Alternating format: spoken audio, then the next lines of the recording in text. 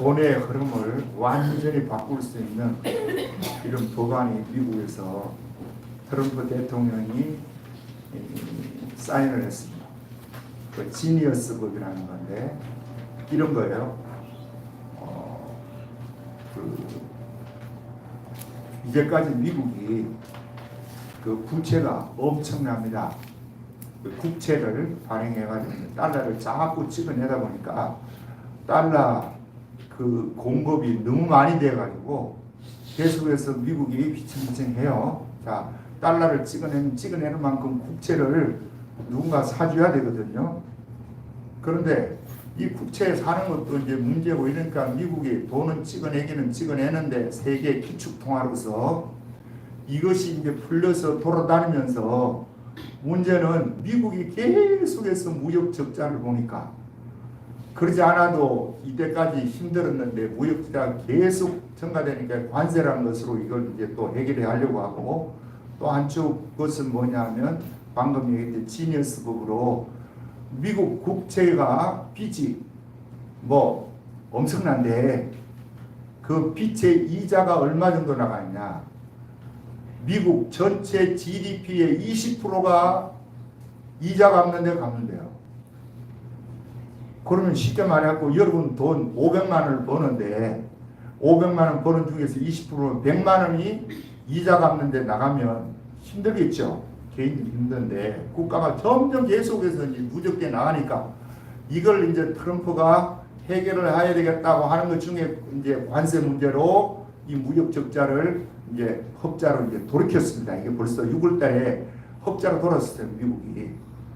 그리고 또 하나가 방금 이야기했던 이 지니어스 법이라는 건데 이 법은 이제 핵심이 뭐냐 하면 저거예요. 스테이블 코인이라 그래가지고 자, 그 스테이블 코인인 것을 내가 간단하게 일본에 적어놨습니다. 추구해 보겠습니다. 한번 읽어보십시다. 시작. 스테이블 코인은 암호화폐의 일종으로 달러와 연동돼 화폐입니다.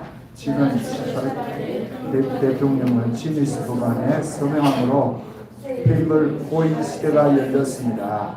이 코인의 특징은 달러와 미국채와 연동되어 있으므로 안정된 화폐입니다. 중요한 게 안정되었다는 게 중요한 거예요. 그다음 첫 번째 이 코인은 국경이 뭐하고 없다. 두 번째 결제와 송금에 수수료가 거의 없습니다.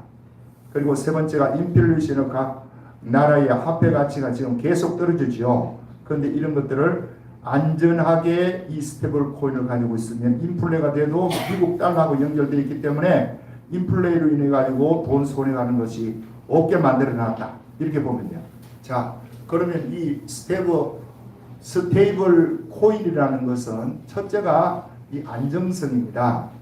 달러하고 1대1로 이게 지금 돼 있기 때문에 지금 그러잖아요. 우리가 뭐 해외의 아들이 또 딸이 유학을 한다. 그러면 송금을 해야 되는데 돈을 붙이고 받고 하는데 그게 뭐 1,000만 원씩 2,000만 원씩 붙이면 그리고 또 해외에서 어떤 물건을 팔아가지고 우리 달러로 가지고 이러면 수수료라든지 이런 게 엄청나게 떼요. 은행들이 그걸로 먹고 살잖아요. 그런데 스테이블 코인은 이 수수료가 없어요. 별로 없어요. 그리고 송금하고 이거 이체하고 하는데 들어가는 시간적인 것도요. 이거는 간단합니다. 오늘 바로부터 가는 거야. 그러면 이걸 미국 사람들이 스테이블 코인을 사겠습니까? 해외 사람이 사겠습니까? 미국 사람 안 사야 돼. 달러도 쓰고 그냥 신용카드 쓰면 그게 끝나지만 우리 같은 한국이나 이 뭐 중국이나 일본이나 또 저 중남미 이런 나라들은 이걸 안 사두면 무슨 문제가 일어나느냐. 지금 방금 이야기했던 뭐 돈을 이체하고 뭐 송금하고 여기도 문제지만 인플레이션이 일어났을 때 이게 이제 걷잡을 수 없는 거야. 우리나라보다도 터키가 더 그렇다 그러죠. 지난번 김인우 선교사님 작년에도 그 이야기를 하던데 터키에 물가가 엄청 올랐대. 그래서 내가 물가가 이렇게 올라가지고 그 성기비 들어가는 건 얼마 안 되는데 어떻게 지내느냐고 그랬더니 아이고 목사님 지금 더 좋아졌어요. 그래. 좋아진 게 뭐냐 그러니까 여기서 들어가는 게 달러로 들어가요. 그러니까 그 나라 돈이 뭐 인플레가 돼가지고 휴지 조각이 되든 말든 가치는 달러로 바꾸니까 달러로 그 나라 리라든가 뭐 저걸로 바꾸니까 더 많아지는 거야. 그럼 더 좋대요. 그런 경우도 있네. 자, 이런 현상입니다. 그러면 지금도 여러분과 내가 이 스테이블 코인이 이제 나왔어요. 그러면 돈을 가지고 있으면 한국 돈은 지금 가치가 지금 자꾸 떨어지죠. 왜 떨어져요? 이재명 정부가 들어와가지고 돈 막 찍어가지고 풀잖아. 그래갖고 뭐 15만 원 주네, 뭐 8월 달에 또 뭐 주네, 난 모르겠어요. 얼마나 주고 하는지 모르겠는데 이것도 우리가 한번 생각해보자고. 잘하는 거예요, 이거? 여러분 중에 잘한다는 사람도 있었겠지. 돈 받으니까. 돈 공짜 돈 주니까. 그런데 결코 잘하는 게 아닙니다. 이거는 나라 말아먹는 거예요. 사실은 그 국민들에게 15만 원 뭐 30만 원 주면서 추경은 30조를 냈네요. 30조를. 그러면 국민들에게 돌아가는 걸 반도 안 들어가요. 나머지는 다른 데로 다 들어가. 그러면 누가 갚아야 돼요? 그거? 여러분 자녀들 20대 30대 40대가 다 갚아야 돼. 나라 빚 지어져갖고 이렇게 하는 거 잘하겠어요? 그래서 내가 이걸 받지 마라 그러면 저 목사가 또 정치적인 발언을 하네 또 이런 소리 하니까 나는 그런 소리는 안 해. 알아서 하십시오. 받으려면 받고 말라면 말고. 그러나 신앙의 양심을 비추어 가지고 받든지 말든지 하십시오. 나는 이 정답을 하니까 여러분이 받고 싶으면 말고 뭐 받고 안 그러면 이 나라가 이래 갖고 안 되겠다. 이거 받아봐야 이거 푼돈인데 내가 이거 가지고 뭐 하겠냐 싶으면 안 받아도 되겠고. 근데 우리 집사람은 받을 것 같아요. 내가 이런 이야기를 해도. 자, 그러면 돈 막 찍어내가지고 이런 식으로 풀면 우리나라 인플레 금년에 이제부터 시작되면 금방 인플레가 안 됩니다. 한 1년 가야 이게 나타나요.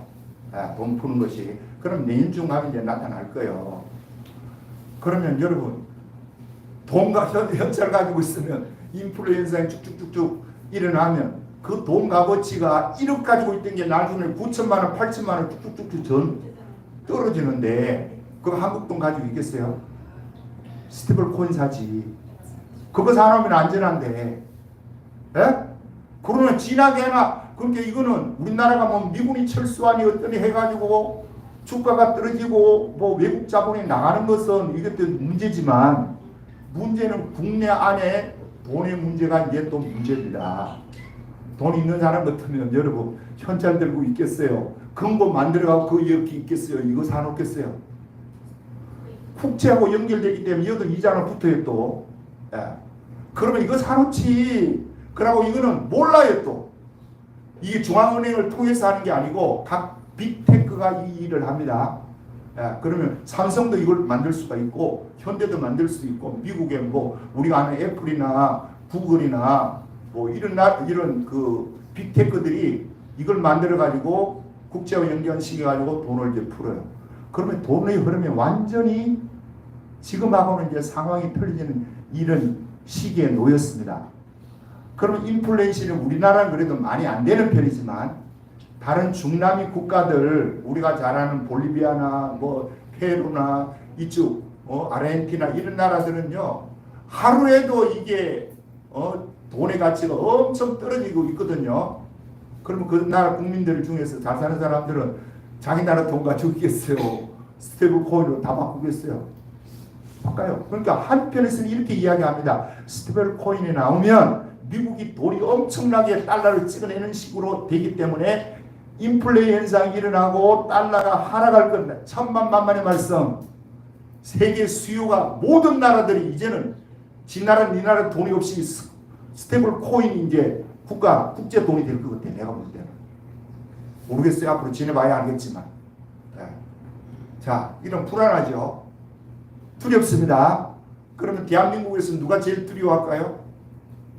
대통령이 두려워하겠습니까? 국민을 위하니까? 민주당이? 국민의힘이? 저런 사람들은 정치인들은요 자기 그 5년이면 5년 임기 중에 뭐 문제가 없으면 돼. 국민이야 죽든지 말든지 생각 안 한다고요. 여러분과 나같이 이게 국가를 위해서 생각을 안 해. 저 사람들. 그거 믿지 마세요. 저런 사람들. 그러면 결국은 어떻게 되는 거야? 두려운데 이 두려운 문제를 지금 책임지고 있는 것이 한국으로 말하면 한국은행장입니다. 한국은행장은 지금 이게 이제 되니까 한국 돈을 연결시킨 스테이블 코인을 만들어야 된다고 하는데 누가 사겠냐고. 김순정 원장님 할래요? 한국 스테이블 테이블 이거 코인 나오면 안 사지. 한국 돈 가지고 있는데 뭐 한국 돈을 사. 안 그래도 뭐 내려갈 판인데. 그러면 전부 미국이 달러 연계되어 있는 이쪽으로 몰리게 돼 있어요. 우리나라도 마찬가지고 외국도 마찬가지고. 그러면 세계 합계가 된다고 봐. 나는 이게 스테이블코. 그러나 이것이 정부에서 만들어낸 것이 아니고 은행이나 빅테크에서 이걸 만들어갖고 이런 식으로 푸니까 두렵습니다. 한편으로. 자, 이 경제적인 두려움이 여러분은 알고 있어요. 그러면 이것만 있냐고. 여러분에게는 지금 두려움이 없습니까? 살아가는데 뭐 경제적인 이런 문제 말고 질병 때문에 두렵기도 하겠지. 그죠? 노후가 또 두렵잖아. 이런 두려움이 우리에게 있는데 오늘 본문에는 바울의 두려움을 이야기하고 있습니다. 자, 오늘 본문 3절을 다 같이 읽어보겠습니다. 바울에게 무슨 두려움이 있었는지 3절 시작. 내가 너희 가운데 거할 때에 심히 떨었느니라. 바울이 뭐라고 하느냐. 이 고린도 교회로 편지를 쓰면서 그 편지 내용에 내가 너희 가운데 있을 때, 너희 가운데 거할 때, 다시 말하면 전도하고 이 고린도에 1년 6개월 정도 있었습니다. 18개월 정도 너희 가운데 내가 있을 때 약하고 두려워하고 힘이 떨었대. 우리가 아는 바울은 이런 사람이 아니잖아. 그죠? 자, 처음 예수님을 만날 때도 보십시다. 사도행전 9장에 보면 예수님을 다메섹 도상에 내려가다가 햇빛보다 더 강한 빛을 보고 거꾸러졌습니다. 자, 이 다메섹은 지금으로 말하면 시리아 수도입니다. 시리아. 이스라엘 그 북쪽에 레바논 시리아 있죠. 시리아 수도 거기 다마스커스가 지금은 이 다메섹이라고 하는 성경에는 거기에 체포영장을 가지고 예수 믿는 사람들 잡아다가 자기 나라로 끌고 가려고 체포영장을 가지고 왔는데 햇빛보다 더 강한 빛을 받고 거꾸로졌는데 주의 음성이 들립니다. 사울아 사울아 네가 나를 왜 핍박하느냐. 그러면 보통 사람 같으면 그냥 죽었습니다 이렇게 하고 있어야 되는데 도리어 물어요. 그렇게 말하는 당신은 누구입니까? 이만큼 뭐가 있는 사람이야? 백보가 있는 사람이야 바울이. 그런데 오늘 본문에 보면 약하고 두려워하고 힘이 떨었게 너희 가운데 있을 때에는 또 바울을 보십시다. 사도행전 9장에 그 예수님 만나고 이제 눈이 멀었어요. 소경이 됐어.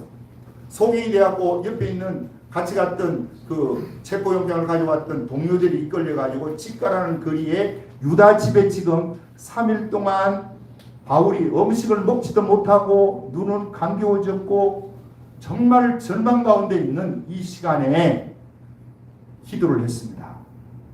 기도하고 있을 때 하나님이 또 누굴 보내주는 거예요? 아나니아라는 사람을 보내서 네가 사울에게 가가지고 기도해 주라. 그 사울이 지금 눈이 감겨져 있고 식음을 전폐하고 기도하고 있으니까 네가 기도해 주라.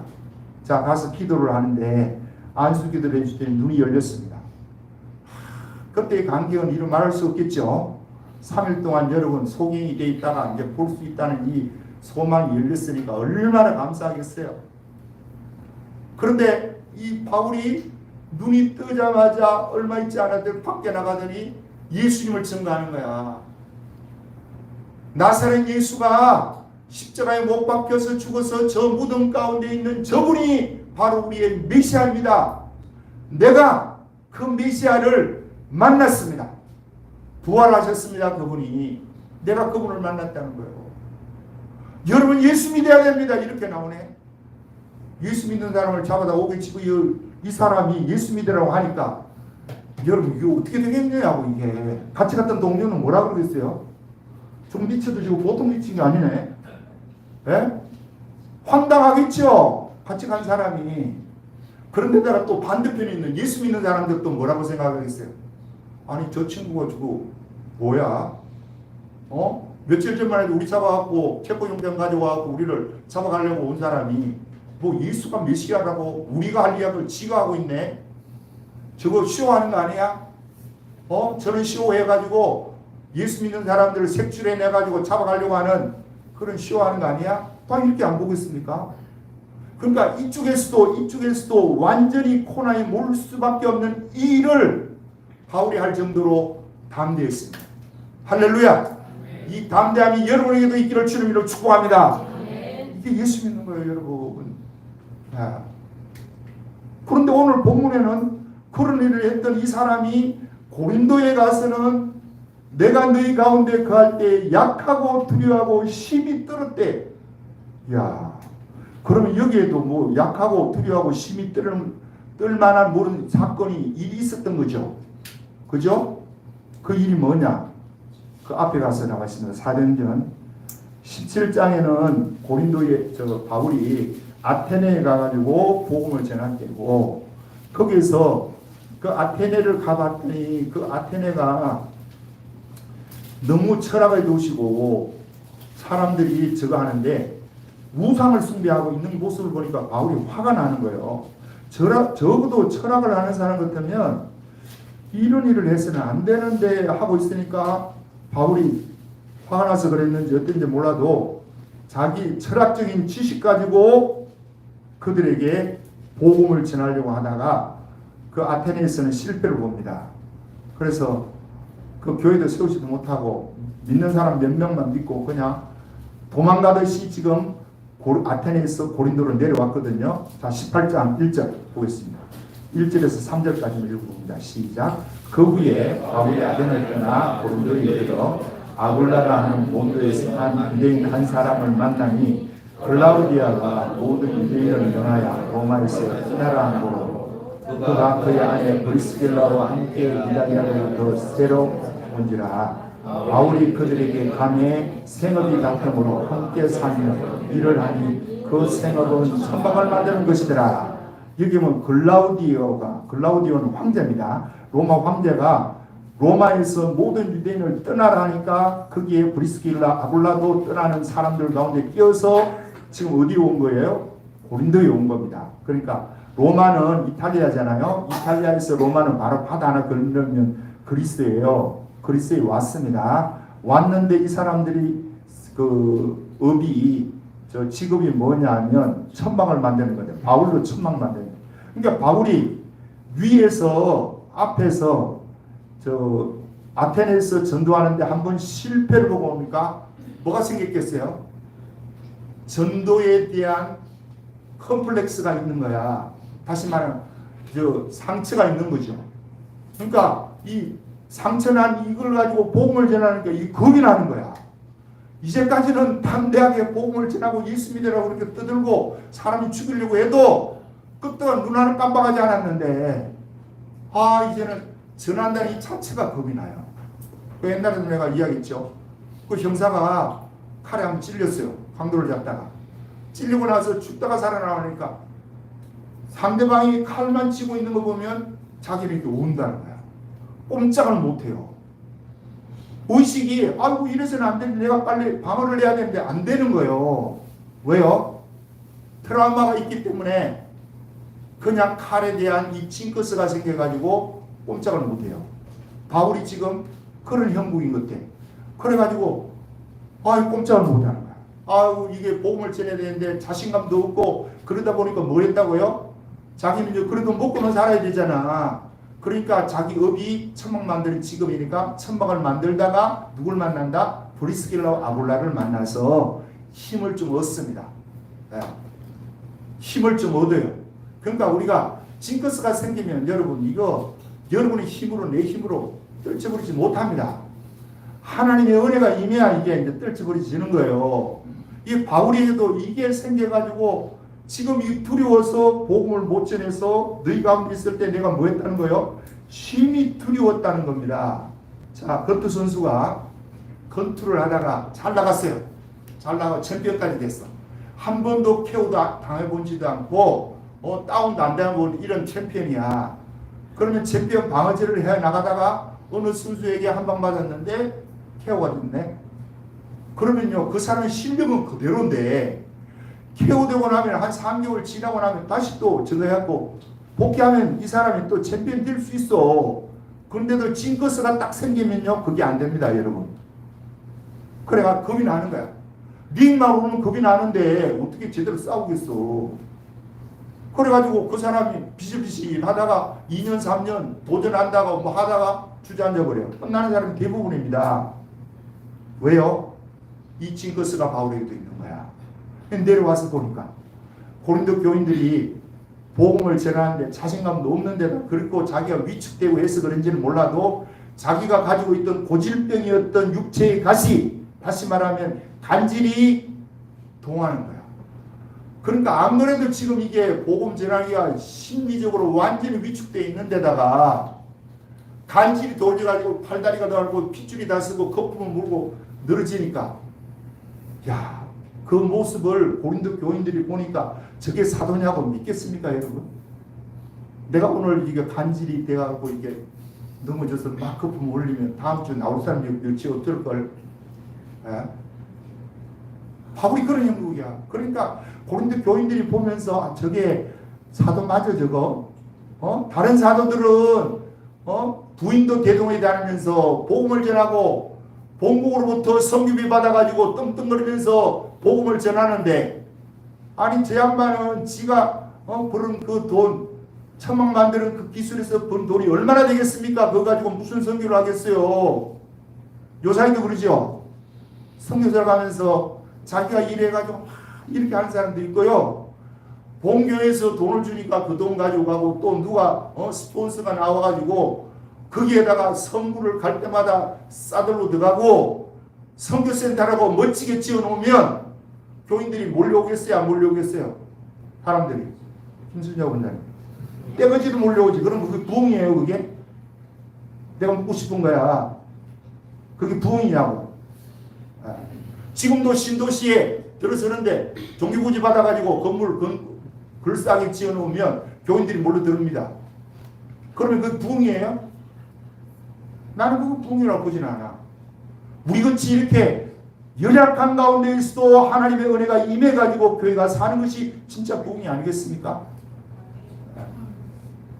그러면 바울에게 지금 이런 문제가 지금 생겼어요. 그런데 이 바울이 이 문제를 두려워한 것이 심히 떨었다 하고 끝나는 것이 아니고 이 문제를 해결해 나갑니다. 바울이 지금. 그 해결해 나가는 모습이 어디 있냐? 자, 1절에 있습니다. 2장 1절 시작. 형제들아, 내가 너희에게 나아가 하나님의 정거를 전할 때에 말과 같이 아름다운 것으로 아니하였나니, 이 말은 무슨 말이에요? 아테네에서 복음을 전할 때에 말과 같이 아름다운 것으로 아니했다. 이 말은 철학적으로 거기서 하다가 거기서 문학적으로 철학적으로 복음을 전하다가 실패했기 때문에 내가 너희한테 나올 때는 그렇게 하지 않았다는 겁니다. 그러면서 2절도 시작. 내가 너희 중에서 예수 그리스도와 그의 십자가에 못 박히신 외에는 아무것도 알지 아니하기로 작정하였습니다. 이 말이 뭡니까? 내가 그 아테네에서는 예수 그리스도의 십자가 부활 물론 이야기를 했습니다만은 철학적인 방법을 들어가지고 하려고 했습니다. 성령의 능력으로 주님이 주시는 힘과 능력으로 하는 것이 아니고 자기의 문학적인 철학적인 자기의 이때까지 있는 기술과 모든 것으로 하다 보니까 실패했기 때문에 이제는 십자가와 예수 그리스도만 알겠다고 작정하는, 회개하는 거예요. 회개. 쉽게 말하면. 그러면 여러분, 바울이 지금 두렵고 약하고 두려워하고 떠는 것으로 끝나지 않고 이 문제를 해결하기 위해서 첫 번째인 것이 뭐예요? 자기를 오픈한 것입니다. 뭘 했다고요? 자기를 드러낸 거야. 여러분, 치유받는 데 있어서 첫 번째가 뭐냐? 자기 자신을 드러내야 됩니다. 숨기는 사람은 그것을 치료받지를 못해요. 드러내야 돼요. 내가 못 배웠으면 못 배운 대로 이야기를 해야 되고, 내가 못하면 못하는 대로 해야 되는 거지. 그걸 포장해서 자꾸 자기 이름을 내려고 이렇게 하면 여러분 안 되는 거예요. 그거는 정면 돌파가 아니에요. 근데 바울은 정면 돌파를 하고 있습니다. 이 위축되고 트라우마로 인해서 말할 수 없는 이런 가운데에도 못하더라. 내가 이제는 회개하면서 돌이키는 겁니다. 예수 그리스도와 그 십자가 못 박히신 외에는 아무것도 알지 아니하기로 작정했다. 그러면서도 4절에도 또 읽어봅니다. 시작. 내 말과 내 전도하는 설득 있는 지혜의 말로 아니야. 다만 성령의 나타남과 능력으로 하여. 할렐루야. 자, 믿음이 무엇입니까? 물으면 믿음은 이런 위기가 오고 두려움이 왔을 때 정면 돌파하는 것이 믿음입니다. 뭐 하는 것이 믿음이라고요? 정면 돌파하는 것이 방금 바울이 이야기했듯이 피해가지 않고 돌아가지 않고 정면으로 나가는 거예요. 자기 자신을 오픈하는 거예요. 내가 두려우면 두렵다고 이야기하는 거예요. 이게 첫 번째입니다. 속은 두려운데 겉으로는 안 두렵다. 이렇게 하면 안 된다니까 여러분. 자, 그럼 여러분 두려움은 뭐예요? 뭐가 두렵습니까 지금? 현재 내가 살아가는데 두려움이 뭐예요? 죄송해요. 우리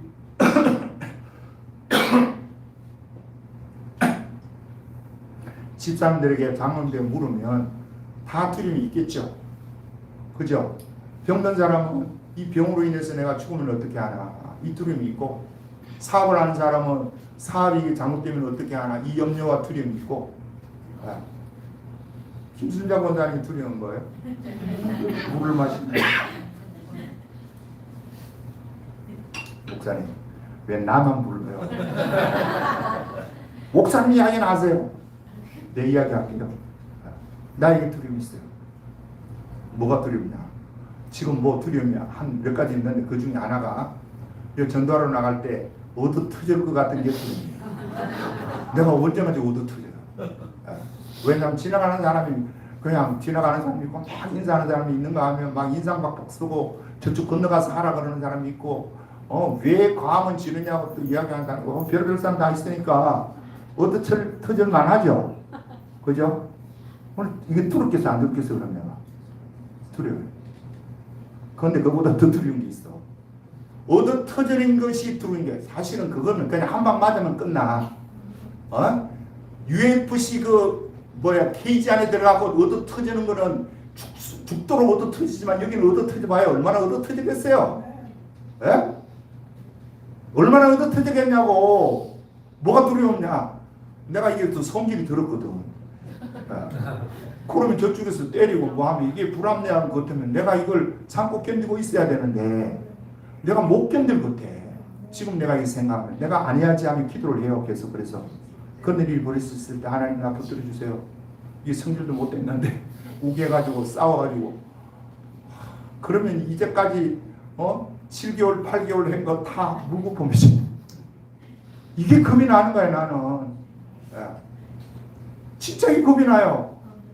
그래서 내가 하나님께 기도한다니까. 아버지 나 이거 겁나는데 얻어 터지는 것도 겁나지만 그보다도 내가 나를 컨트롤하지 못해서 일어날 일이 더 두려운데 아버지 어떻게 하면 좋겠어요? 아버지 도와주세요. 아버지 도와주세요. 그러면 여러분의 두려움은 뭐예요? 그 두려움을 어떻게 해결해야 되겠어요? 그래서 일단 오픈하세요. 내 이 두려움이 있다는 것을 옆 사람이 이야기해. 누가 두려움이 있는데 너 이거 두렵지 그러면 예수 믿는데 뭐가 두려워? 이런 소리는 제발 하지 말고 두려운 건 예수 믿어도 두려운 건 두려운 거지. 그러면 예수님은 두려움 없었나요 여러분? 있었어요 없었어요? 있었잖아. 예수님까지도 있었잖아. 골고다 언덕에서 십자가 뒤에 올라가고 가기 전에 겟세마네 동산 기도할 때 아버지의 이 잔을 내게서 지나가게 하옵소서. 그러나 내 뜻대로 마시고 아버지의 원대로 되기를 원하나이다. 주님에게도 이 두려움이 있었어요. 지난번에 내가 언제가 5월달인가 그때 설교하면서 황경준 목사님 이야기를 한번 했어요. 황경준 목사님이 템플트상이라는 종교계의 노벨 평화상 같은 이 상을 받고 영락교회에서 감사 예배를 드리는데 황경준 목사님 인사할 시간이 되어서 나가 인사를 하면서 이분이 눈물을 흘리면서 내가 이 상을 진짜 받아서는 안 되는데 내가 이 상을 받았습니다. 하나님 보시기에도 부끄럽고 여러분 보기에도 부끄럽습니다. 나는 신사참배한 이런 내가 어떻게 이 상을 받습니까? 이제까지 신사참배해 왔다는 것을 꽁꽁 숨기고 왔어요. 숨기고. 그런데 그 상을 딱 바꿔보니까 인사는 해야 되는데 나가서 인사하려고 하니까 그냥 아이고 나 같은 부족한 종에게 이런 상을 주셔서 너무너무 하나님 감사합니다. 이 상의 모든 저것은 성도 여러분들의 사랑 때문에 이 상을 받게 됐습니다. 뭐 이런 식으로 얼물부리고 진행하면 끝나는 거잖아요. 근데 왜 자기가 신사참배 이야기를 거기서 끄집어내냐고. 자, 끄집어낼 때에는 뭐가 있었다는 거예요? 그 속에 두려움이 있었다는 거죠. 어떤 두려움이 있었다는 거야? 너 이제까지 이거 숨겨놨는데 사람 앞에는 숨길 수 있을지 몰라도 하나님 앞에 쓸 때 네가 이걸 숨길 수 있겠냐. 주님이 그 이야기를 했던 것 같아. 내 생각이야, 내 추측이에요. 그러니까 고민을 안 했겠습니까, 그분이? 그 단에 설 때까지 이거 해야 할까 말아야 할까, 이거 어떻게 하지, 이거 이야기하면 내가 이제까지 이루어놓았던 이 한경영 목사님은 예수님 같은 사람이라고, 사도 바울 같은 사람이라고 닉네임이 붙어있는 사람인데 이야기하면 하루아침에 내 명예가 완전히 실추할 것이고, 이거 생각하니까 못할 것 같은데 또 한쪽에서는 성령이 계속해서 부축입니다. 해라. 주님 앞에 서는 것이 네가 더 두렵냐, 사람 앞에 그 이야기 해갖고 욕도 먹는 것이 더 두렵냐. 여러분 어느 쪽입니까? 네. 주님 앞에 설 때는 영원에서 영원이라니까요. 주님 앞에 부끄럽지 않기를 바랍니다. 여러분 예수 믿는 것은 때로 실수할 수도 있어요. 잘못할 수도 있잖아. 저도 그래요. 그래서 하나님 앞에 부끄럽고 죄송한 때가 한두 번이 아닌데, 그럼에도 불구하고 예수 그리스도의 십자가의 보혈로 기도하고 매달리고 하나님 잘못했다고 할 때마다 또 용서해주고 용서해주고 계속해서 지금까지 그렇게 왔어. 그런데 이런 결정적인 문제에 있어서 얼마나 두렵겠어요. 그런데도 사람의 눈치 보지 않고 사람의 평가에 의지하지 않고 하나님 의지하고 하나님 평가를 의지해서 주님 앞에서 그 이야기를 합니다. 자, 그 이야기 하니까 완전히 그 사람은 저 사람들의 짓밟음을 당할 것 같은데 안 그럽니다. 우리 하나님이 그를 세워주십니다. 진짜 한경영 목사님구나. 저 정도의 이야기를 할 수 있는 분이니까 저 템플드 상을 받을 만하다. 이렇게 된 거 아니겠습니까? 네. 우리가 이렇게 돼야지. 그리고 언젠가 주님 앞에 설 때에 그 모습 때문에 서지 못하고 이때까지 했던 거 사람들이 존경을 하는데 주님 앞에서는 어떻게 서겠어요, 올바로.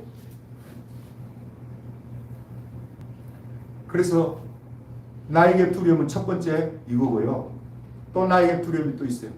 그거는 교인들이 교회를 떠나는 거예요. 그런데 내가 이걸 두려워했어요. 그런데 주님이 자꾸 그런 마음을 주시더라고요. 네가 교회 하는 것 때문에 네가 이때까지 했는데 잘된 게 뭐가 있냐, 이 마음을 줘요. 사실 그래요. 내가 한다고 나는 진짜 목회길 돌아가지고요 맹숭맹숭 놀고 뭐 그런 거 안 했다니까. 진짜 요 한 길만 째 온다고 그냥 달려왔어요. 지금까지 다른 눈에는 어떻게 비쳤는지 몰라도. 그런데 교회를 떠난다. 두려운 거예요. 그런데 여러분 교회를 떠나고 안 떠나가면 하나님께 기도해보고 여러분이 하세요. 그래서 내가 기도하는 중에 제목이 뭐냐, 하나님 우리 교인들이 이 생명의 교회를 나오는데 생명의 교회를 나오는 이유를 붙들고 신앙생활하게 도와주세요. 이유가 있어야 될 거 아니야. 왜 부천시내도 수천 개의 교회가 있는데 그 중에 내가 생명의 교회를 나가야 될 이유가 뭐냐 이거야. 그 이유 없이 여러분 교회를 나오신 분도 있겠죠. 뭐 믿음이 잘 없어서 그런 분도 있고 하지만, 그러면 그 이유를 붙들고 나와야 되지 않겠어요? 이제는 그 이유가 뭐겠습니까? 나는 내가 생각하는 이 백교회입니다. 백교회 살린다면 지금도 살리려고 내가 애쓰고 몸부림치고 있지만은 하나님이 역사하면 된다고 나는 믿고 나가는 사람이고, 여러분이 볼 때에는 현실을 보니까 뭐가 되겠어? 된 게 어디 있어? 은퇴가 이제 2년밖에 안 남았는데 2년밖에 남든 안 남든 하나님이 하시면 하시는 줄 믿습니다. 주님이 하면 하는 거야. 에? 주님의 홍해를 가르면 가르는 것이고 여리고성을 무너뜨리면 무너뜨리는 것이고 주님이 아니라 그러면 아닌 것이고. 그런데 하나님을 믿는다고 이야기를 하면서도 사람들은 이 말은 잘 안 믿어요. 그러니까 내가 왜 교회를 나와야 되는지 이유를 모르는 거야. 장로님들 같이 교회에 일을 하면서 내가 이 일 때문에 이걸 한다. 백교회를 살리는데 내가 이 일을 하면서 하나님 옆에 섰을 때 너 뭐하고 왔냐 그러면 생명교회 다니면서 내가 이 일을 했습니다. 식당 봉사를 했습니다. 뭘 했습니다. 그러면 여러분이 주님 앞에 설 때 그것이 이유가 되지 않겠어요? 네? 가만히 생각하니까 나는 이 교회 다니고 저 교회 다니고 한 것은 하나도 없는 것 같고 그렇습니다. 정말 부끄러운 것이고 그 시간이 가장 두려운 시간입니다. 그래서 이 땅에서 저는 그렇게 생각해요. 이 땅에서의 두려움은 사람들 때문에 내 육신이 이것이 좀 불편한 것이 두려움이지만 주님 앞에서는 이 땅에서 해봐야 70, 80, 100세야. 그러나 주님 앞에서는 영원에서 영원입니다. 여러분 그 시간에 부끄러운 모습으로 서실래요? 이 땅에 이왕 예수 믿으면서 생명교회 나오면서 무엇인가를 해서 주님 앞에 설 때에 한 것은 내가 별로 없지만은 저 김 목사가 한다고 해서 내가 기도 좀 해주고 내가 맡은 부서에서 열심히 했습니다. 그러면 주님이 거기에 대한 상급이 여러분에게 주시지 않겠냐. 그래서 기도를 계속 그렇게 하는 거예요. 하나님 저들이 이 교회에 나오는데 그냥 아무 생각 없이 나오지 말고 조금 뭐가 안 맞다고 뭐 교회 온 길이 안 온 길이 있다고 소리 하지 말고 하나님 앞에서 내가 이 일 때문에 내가 성령의 교회에 내가 나갑니다. 그런 것이 뭐가 좀 될 수 있도록 아버지 도와주세요. 그래야 이 교회가 되든지 말든지 할 것이 아니겠습니까? 이것도 나도 이렇게 말할 자격도 없어요. 그럼에도 불구하고 내가 그냥 깨놓고 이야기하는 거예요. 바울이 지금 회개하듯이 예수 그리스도와 십자가에 못 박히신 외에는 아무것도 알지 아니하기로 작정하였습니다. 와, 어떻게 이 고백을 할 수 있나? 그리고 4절도 다시 읽어봅니다. 시작. 내 말과 내 전도함이 설득이 무지의 말로 하지 아니하고 다만 성령에 나타나신 그와 능력으로 하여. 그러니까 앞에서 철학적인 방법, 지혜의 말과 설득이 있는 말 이걸 해가지고 실패 본 것을 자기가 이렇게 고백하면서 이제는 성령의 나타남과 능력으로 하여 너희 믿음이 사람이 지혜 있지 아니하고 다만 하나님의 능력에 있게 하려 하였노라.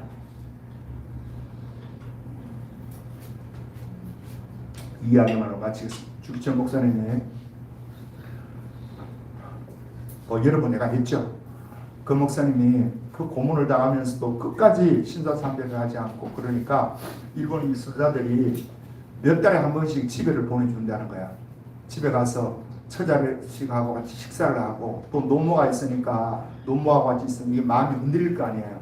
그죠? 다른 사람 다 대부분이 다 신사참배하는데 넙죽넙죽 저랬는데 그러니까 자기는 그것 때문에 지금 갇혀 있는데 노모 때문에라도 자식 때문에라도 마음이 흔들려서 신사참배 할 수 있을 이 가능성을 만들겠다고 이 경사계 그런 사람들이 그렇게 한 거예요. 그런데 어느 날 식사를 이렇게 하고 있는데 그 아버지하고 자기하고 이제 그 할머니는 저쪽 방에 있을 때 근데 식사를 하는데 대문을 누가 쾅 차고 들었더니 수십 명의 일본 수사들이 들어오면서 주기철 나와! 그러는 거야. 빨리 나와! 그 이야기를 듣더니 이 아버지가 밥 숟가락을 먹고 있다가 손을 떨더래요. 밥이 다 흐르더래. 그러더니 그 밥 숟가락을 놓고 바로 옆에 있는 방으로 건너가더니 그 어머니를 붙들고 어머니 나를 위해서 기도해 주세요. 나를 위해서 기도해 주세요.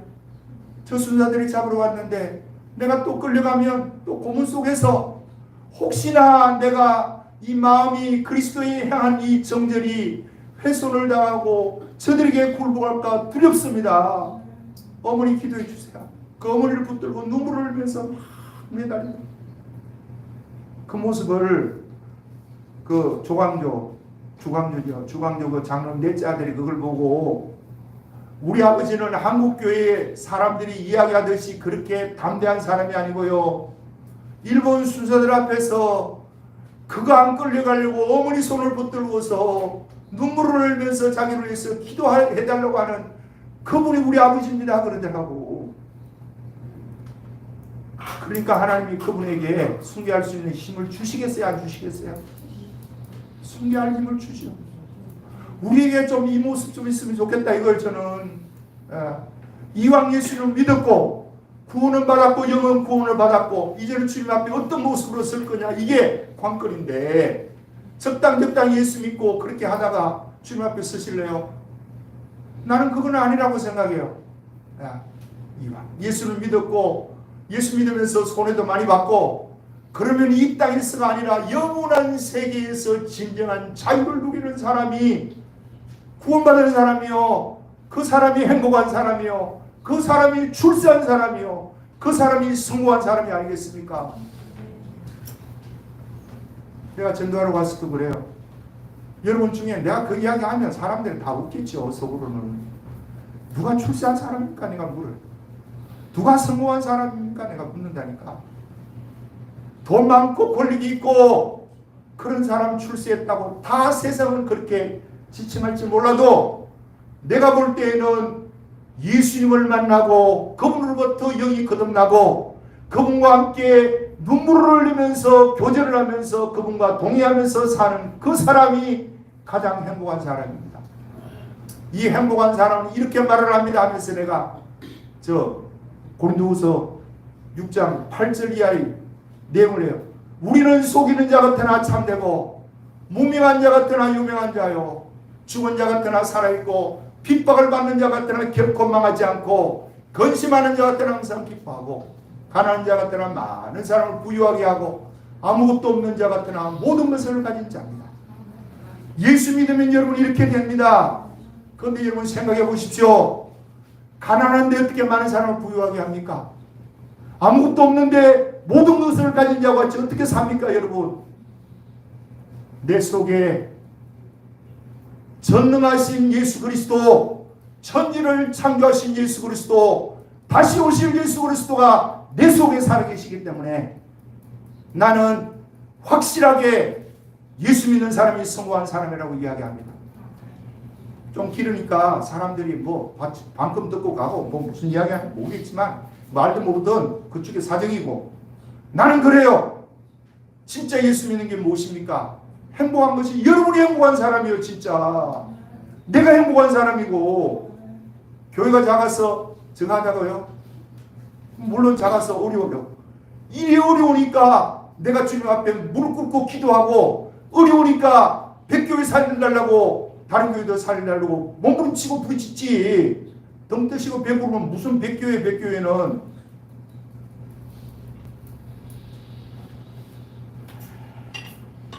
그래서 저는 이렇게 생각합니다. 바울에게 분명한 이 두려움은 저주가 아닙니다.